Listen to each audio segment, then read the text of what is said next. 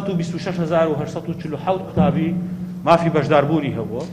وەزارەتی پەروەردە ئەنجامی تاقیکردنەوەی قۆناغی 12 ئامادەیی ڕاگەیاندوو بۆ یەکەم جار ژمارەیەکی زۆر قوتابی پلەی یەکەمیان بەدەستهێناوە.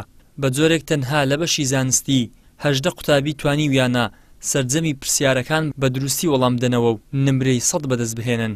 خۆشم نەمسڕیەوە تاوەکو بێتە یادگاری گوتم ئینشاءڵڵا گەر نمرەیەکی باس بەدەست بێنم پیشانی خەڵکی دەم کە چۆن خوێندووە.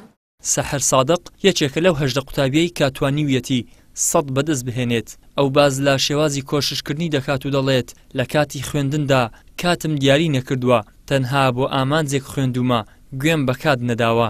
لەبارەی دایک و باوکی شێوە دەدوێت و دەڵێت ئەوان هەر وەک من ماندوو بوون، ئەرکی زۆریان لەگەڵ کێشام.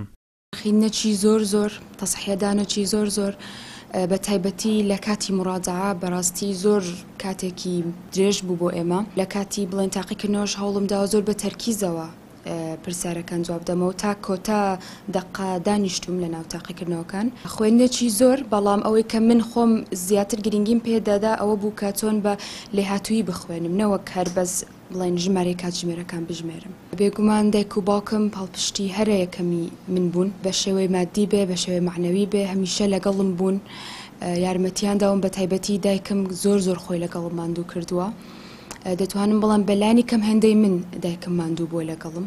بە پێچەوانەی بەشی زانستی لە بەشی وێژەیی تەنها یەک قوتابی پلەی یەکەمی بەدەستهێناوە، ئەویش ئەوین ڕیازە. ئەو قوتابیە لەوە دڵنیا بووە کە نمرەی تەواو لە سەرجەم تاقیکردنەوەکاندا بەدەست دەهێنێت و دەڵێت لەم قۆناغەدا ترس و دڵەڕاوکێ بەراورد بە قۆناغەکانی دیکە زیاترە. لە سەرتاو هەستم دەکرد کە پلەیەکەم بەدەستدەین، چونکە بە حکومەوەی زۆر باش خۆم ئامادە کرد بۆ تاقیکردنەوەکان و دڵنیام بووە ئەو پلەی بەدەستدەین. بێگومان هەموو قۆناغی خاستن ئەو قۆناغە ترسی زیاترە بە حکومەوەی دوا قۆناغی خوێندنە و منیش ئەو ترسم هەبوو، بەڵام هەوڵم دەدا تا بتوانم ینی زاڵ نەبێ بەسەرمدا و بتوانم ینی ئەوەی خوێندومە سوود لێ وەربگرم. لە سەرتادا هەوڵ بدەن ینی خۆیان ئامادە بکەن ئەو ئامانجەی کە دایانەوێت دیاری بکەن و هەوڵ بدەن ینی ئامانجەکان دیاری بکەن. ئەگەر ئامانجیان دیاری کرد دەتوان ئەو نمرێ بەدەست بێن کە دایانەوێت و ئەگەر جماونەتەوە ینی ئەو قوتابیانی کە بۆ خولی دووەم با هەوڵدەن هیوایان لەدەست نەدەن و بەردەوام بن و بە پشتیوانی خۆی گەر ئینشاڵڵا باشە.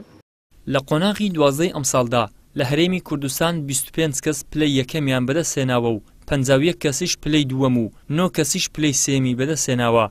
ڕێژەی دەرچوونیش بەراورد بە ساڵی ڕابردوو زیادی کردووە.